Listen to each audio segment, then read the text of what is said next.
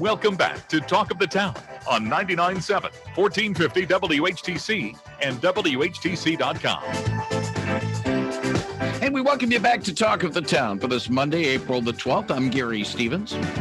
It is the second Monday of the month, and at this time spot on the second Monday of the month, we usually spend some time chatting with one of the people who represent the Lakeshore in the State House. She is Mary Whiteford, the third-term Republican from Casco Township, the South Haven area, but she represents most of Allegan County. She joins us via the Zoom connection. Mary, good morning. Welcome back to Talk of the Town. Yeah, good morning, Gary. Good morning, everybody. Glad you are with us. And if you have a question for Mary about what's going on in state government, she'll be happy to answer it at 395-1450, 395-1450. First impressions over the weekend, and it's a small sample size because it was restricted to just me moving around in Howland on Friday and in Granville, close to my bailiwick on Sunday. The governor's request for a pause for a couple of weeks because of the high COVID-19 numbers just seems to have sort of bounced off of people. And while people are still, masks and the social distancing, it just seems as if people right now are not really taking the governor's concerns maybe as seriously as she would like, and maybe as seriously as the health situations might engender. During your experiences over the weekend, Mary, did you get the sense that people are just saying enough already, Governor, or are they taking it to heart? Okay, it's a really good concept. We had the strictest rules in the country, among the strictest, yet we're at a point where we have the highest cases in the country. And so the COVID cases and COVID and everything has really struck home. I have somebody I know who, not so bad the first week, day 8, started spiking fevers, has some health problems, went to the emergency room, oxygenation okay, and then just a very fast decline. And somebody in South Haven, just a little bit older than that person, was in the ER, died the next day. I mean, this is serious. I mean, we all know it's an illness that virus causes our body to attack itself and make things worse. I mean, it's unprecedented what's going on. So it's a very serious disease. I see young people that I know who have it, they're struggling. So what do? Do we go back to the great lockdowns that now it's pretty much proving out that it didn't make much of a difference, or it delayed the whole illness spread? We also know that vaccinations work. I mean, I got my vaccine. I was lucky because my mom is very high risk and I take care of her a lot. They had an extra dose the day that I went and was able to get it. And the vaccine works. So what's the right thing to do? I think we all have to do our own best efforts, keep ourselves safe, get the vaccine if you can, if you believe in it, wash your hands, stay away from people who are sick. But lockdowns are proving that they just don't seem to work in the long run. But some of the numbers and some of the things that have happened over the last, not only the past week or maybe 2 weeks or so, sort of give credence to the argument that we needed to have somebody tell us what to do. We couldn't do things for ourselves. Some of the Republicans have said in the legislature, hey, education, and people will be able to do the right thing. And the critics will say, well, we gave them education and look what we got here. So, I don't know whether or not there's a right answer or a wrong answer in all this, but we got what we got right now there, Mary.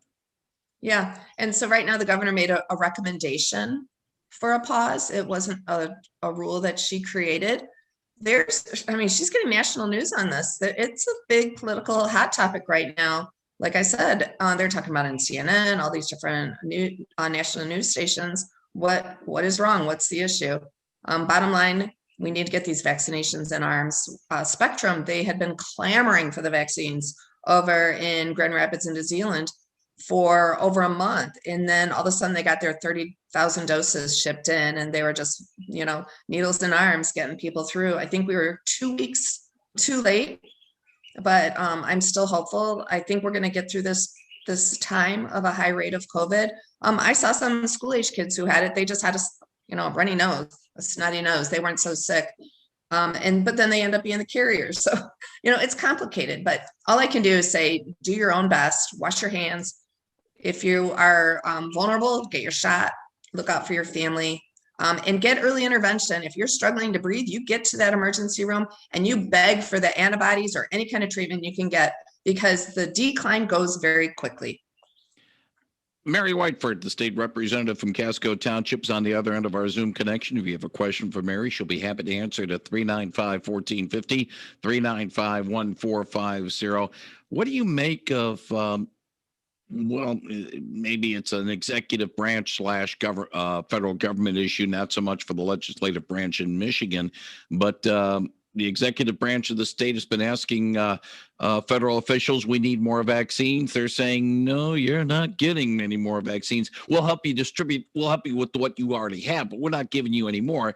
And then you heard before we took air in this segment, Mary, about the fact that there are some people saying, hey, some places are getting more vaccines they need. Get those vaccines to Michigan instead of, having them just languish in those other states. There's so much stuff that we'll never know. It's all in the fog. All we know is what we hear. I feel like I'm kind of in the kitchen, but I'm not cooking. So I don't know exactly what is happening, how they're making those decisions, but I've heard it go back and forth, and all we can do is just keep asking for help and making sure that people are getting those vaccinations. 395-1450, 395-1450. If you have a question for State Representative Mary Whiteford. Let me bring up a legislative topic. I'm not certain whether or not it has gotten to your desk or has gotten really to the House desk, but it is Senate Bill 250, and it's amending the Public Health Code of 1978, the Public Act 368. Some are saying that the Republicans are now backtracking on the limits on restaurants and stuff like that, and the sort of are reneging on what they've said earlier. I don't know whether or not you've seen the bill, whether or not it strikes you differently. If you got perspective on it, we'll take it. Okay, when that bill first came out, I wasn't part of that, but at the time it was in response to what many have felt were the overreaching rules that were coming out of DHHS, and that at the time they shut down all restaurants. It didn't depend on the rate that we could see, and we never had the actual statistics going on the number of or the transmission of the virus through restaurants and everything. So at that time, a response to what those executive orders was, hey, let's have these standards. And I can't remember exactly what those standards are. It never made it through the legislative process, and that's why we have a legislative process from committee to the House to Senate committee to the Senate, then to the governor. This could take years for that process to happen.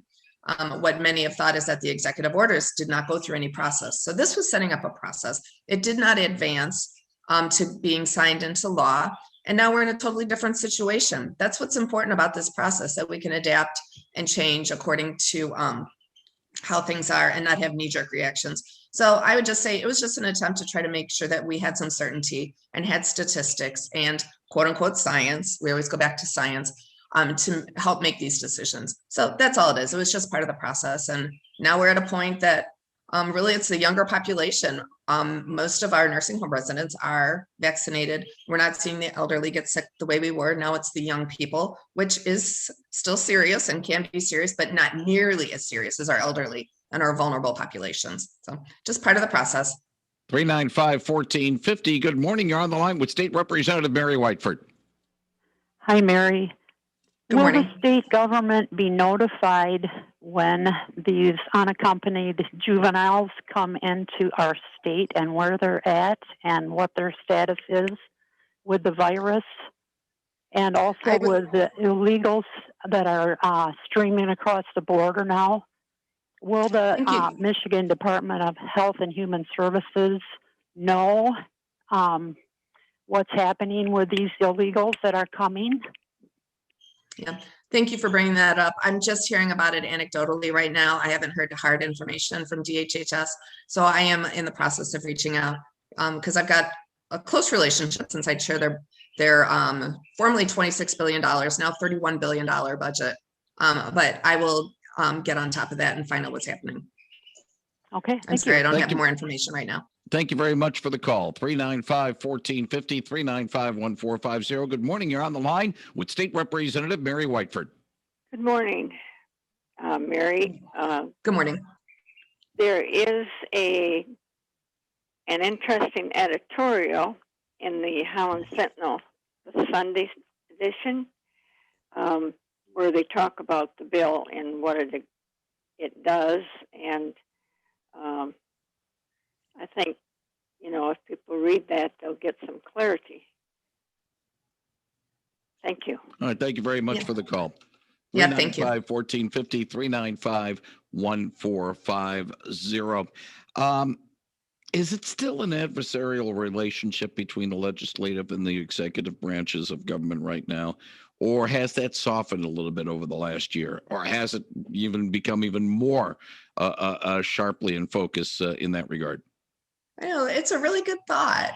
As I have conversations with people in the department, we now have a new director of HHS who I've had a good relationship with. She has a new deputy director, former Senator Knezek. He and I talk almost every day. So all the different departments, I feel like, which is the executive branch, I feel like I'm able to have good, solid conversations with. There's the working part of it, and then there's the political part of it. So I'm hoping that things are softening up a bit, that we can all come to the table again. I mean, back in September, we negotiated our budgets together. We sat through, we figured out pros and cons, priorities, and that was a very positive experience for me working through the DHHS budget. I know the governor cares about our state. I know all the different people who work in the department too. I know the legislature does. It's how we go about doing it. And I'm hoping that we finish working through this. I am optimistic though. How important, and my last question before the break, Mary, how important is this year about getting things done in Lansing because of the fact that we are about 18 months away from the gubernatorial election of November 2022. And usually in an election year, more than anything else is posturing for the election. So how important is the rest of 2021 in trying to get things done without the pressure of having to worry? Well, not so much in your case because you're term limited out, but with the election year hanging over 2022.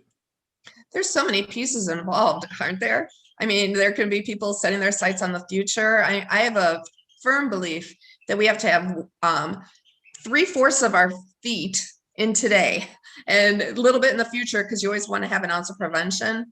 And so that's what I'm really focused on, is today getting as much done as we can for this state. A big thing that we have though right now is the $5 billion, $2.7 billion this year of the federal COVID money coming in. And how do we best address that? I look at it, that money isn't in the bank right now. We're actually borrowing from our grandchildren and my great-grandchildren's future. How can we make solid decisions today that are going to benefit those children going into the future? And that's what I'm really, really focused on with that. So at this time, I think if we all have that attitude, we need 90%, right? In today, and making sure that we're being respectful, looking out for the best interests of our population, and especially the most vulnerable and our children, but also always have a plan for the future, because you always need that plan as well. I just pray that people don't basically sell their soul for their next job and just do their very best for the people of Michigan.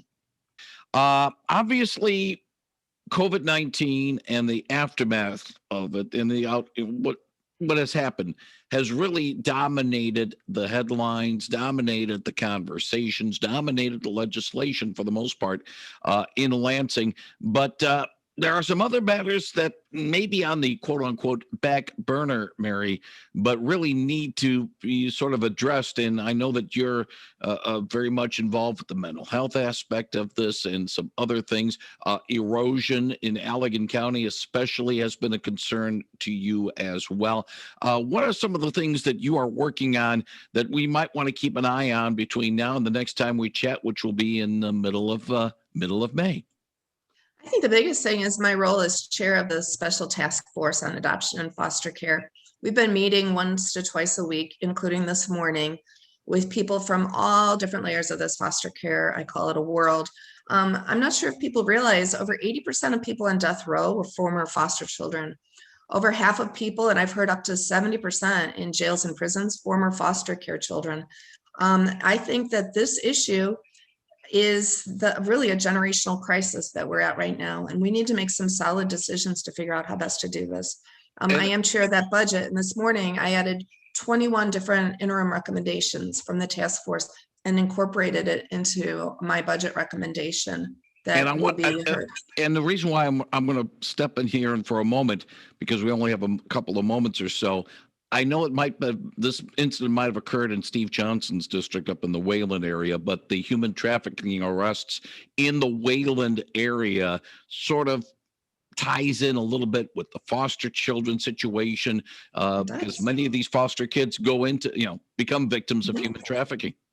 Absolutely. We need to figure out how every child needs to have a champion and a forever home. And if they don't have in their heart somebody who loves them, no matter what little stinker they are when they're kids, if they don't have that solidness with them, it makes it very difficult. It's very traumatizing. It doesn't set the kid off in the right direction.